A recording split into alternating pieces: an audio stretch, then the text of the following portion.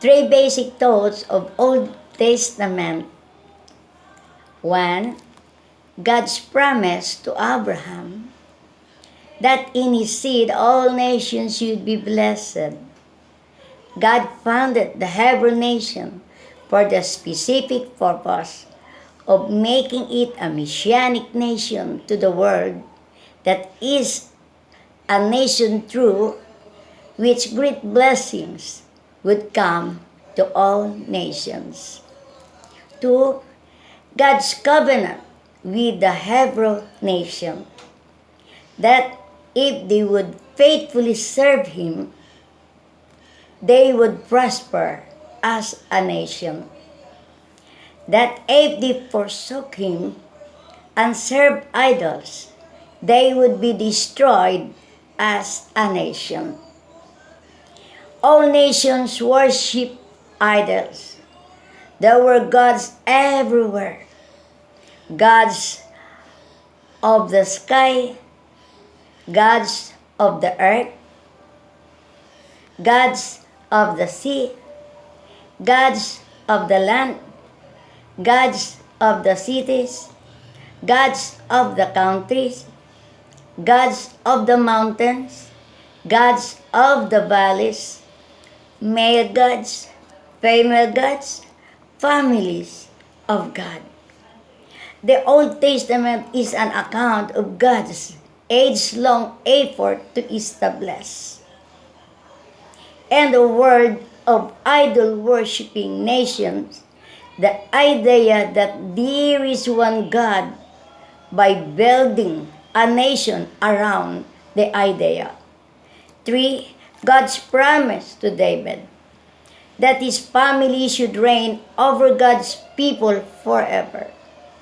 When God's nation became a great nation, God chose one family in the nation, the family of David, and began to build around that family His promise that out of that family there would come one great king who would himself personally live forever and establish a universal king of endless duration. 3 steps in progress of Old Testament thought. 1. The Hebrew nation was founded that through them the whole world should be blessed. The Messianic nation. 2. The way the Hebrew nation would bless the world would be through the family of David, the Messianic family. 3. The way the family would bless the world be through one great king to be born, and the family, the Messiah. Thus, in founding the Hebrew nation, God's ultimate object was bring Christ into the world. God's immediate object was to establish in a world of idolatry as a background to the coming of Christ. The idea that there is one true living God.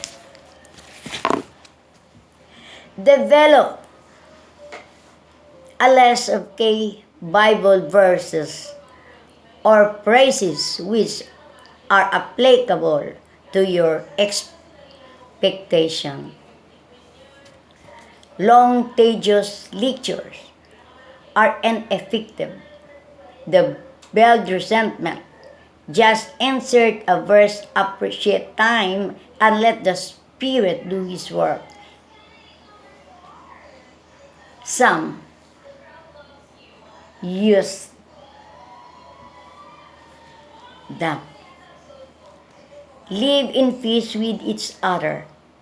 1 Thessalonians chapter 5, verse 13.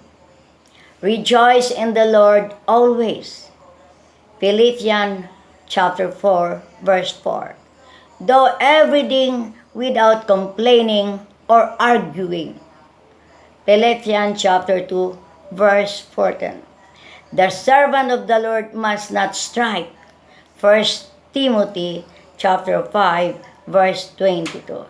Don't hear the sins of others. 1 Timothy 5:22. Be angry and sin not. Ephesians chapter 4, verse 26. Let him hold stool still no more. Ephesians chapter 4, verse 20. Let no corrupt communication come of your mouth. Ephesians chapter 4, verse 29. Avoid the appearance of evil. 1 Thessalonians chapter 5, verse 22. Provide things honest in the sight of all men. Romans chapter 12, verse 17. Even a child is known by his doing. Proverbs chapter 20, verse 11. He knows to do good and do it not. Do him it is sin. James chapter 4, 17. I will sit no wicked things before my eyes. Psalms 101, verse 3.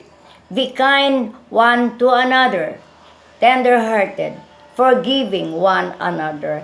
Ephesians chapter 4, verse 32. Hate what is evil, cling what is good. Romans chapter 12, verse 9. We do not want to become lazy. Hebrews 5, verse 12. The Lord hate a proud look and lying tongue. Proverbs 6:17. Follow the steps of Jesus. God bless all.